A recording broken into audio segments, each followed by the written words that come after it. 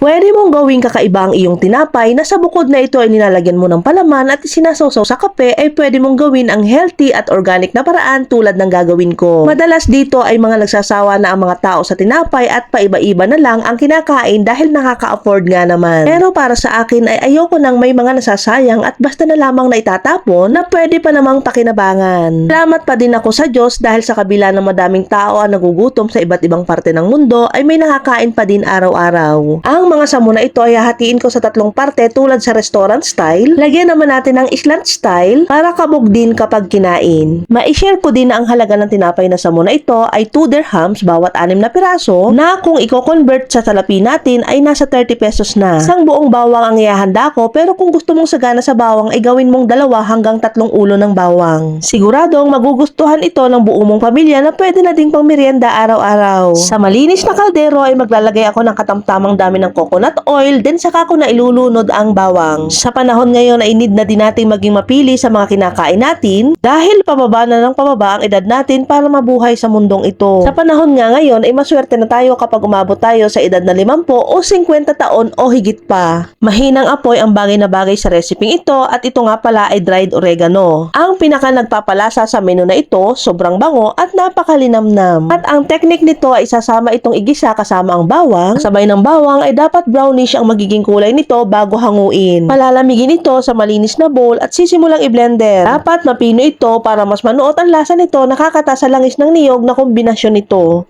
Kapag umiidad na tayo, dapat sikapin din natin na gumamit ng organic oil tulad ng coconut oil, olive oil, at iba pang oil na alam natin na good for our health. Tapos kung may blender, idadagdagan ko ito ng 1 pinch of iodized salt at sisimulan ko nang ipahid sa magkabilang pisngi ng ginayat kong tinapay at sa kawali ko lang lulutuin. Pag ganito ng ka-brown ay pwede ko nang alisin sa kawali, pero kung gusto nyo ng mas sunog-sunog na kaunti ay nakadepende pa din sa inyo. Napakaganda nga nitong kombinasyon sa mainit na kape kapag inihain na siguradong kulang sa pamilya mo at mapapaluto ka nito ulit kinabukasan. O, di ba? Ang luma mong tinapay ay pwedeng gawing mas masarap at healthy pa. Safe na safe kainin at dahil mismong sa sariling kusina pa ginawa.